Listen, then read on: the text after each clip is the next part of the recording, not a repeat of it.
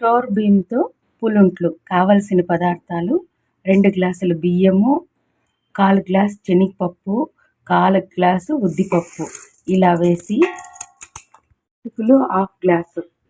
దీన్ని కూడా బాగా కడుక్కొని ఇది కూడా నానబెట్టుకోవాలి. స్టోర్ బియ్యంలో పులుంట్లకు కావలసిన పదార్థాలు 2 గ్లాసులు స్టోర్ బియ్యము, 1/2 గ్లాసు పచ్చి శనగబ్యాళ్ళు, 1/4 గ్లాసు ఉద్దిపప్పు, 1/4 గ్లాసు అటుకులు ఇలా కడిగి 6 గంటల సేపు నానేసి పెట్టుకోవాలి. నానబెట్టిన బియ్యము అటుకుల్ని మిక్సీకి వేసుకొని నున్నగా పిండి చేసుకోవాలి. ఇలా పిండిని 6 గంటలు పులవనివ్వాలి. ఇప్పుడు ఈ పులుంట్లకి తాలింపు వేసుకోవాలి. కొద్దిగా ఆయిల్లోకి ఆవాలు చిటపట అన్న తర్వాత కరివేపాకు, ఇది బజ్జీ మిరపకాయలు, ఇది ఆప్షన్, కావాలంటే వేసుకోవచ్చు లేకపోతే లేదు. వీటిని బాగా వేపుకోవాలి.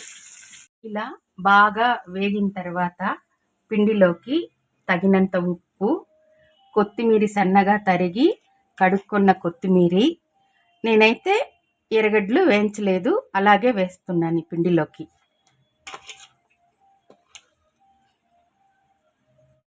తాలింపు వేసుకున్నది ఇందులోకి వేసుకోవాలి. ఇప్పుడు ఇదన్నీ బాగా కలుపుకోవాలి.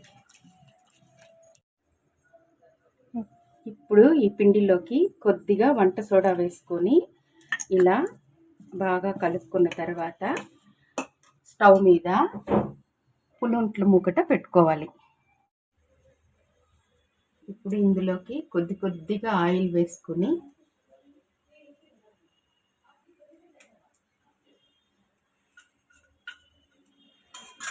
మనము కలుపుకున్న పిండిని కొద్దిగా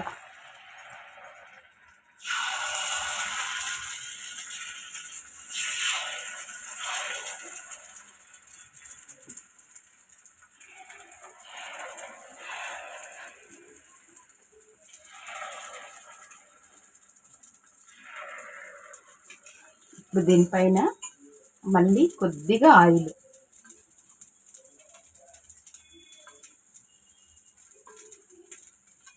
వేసుకున్న తర్వాత ఇలా ఒక 5 నిమిషాలు మూత పెట్టాలి. అన్నిటినీ ఇలా తిప్పుకోవాలి. ఇలా వేడి పులుంట్లు చల్లని వెదర్తో తింటే చాలా బాగుంటుంది. మేము టమాటో చట్నీ చేసుకున్నాం. మీ ఆప్షన్, ఏ చట్నీతో తిన్నా చాలా బాగుంటాయి.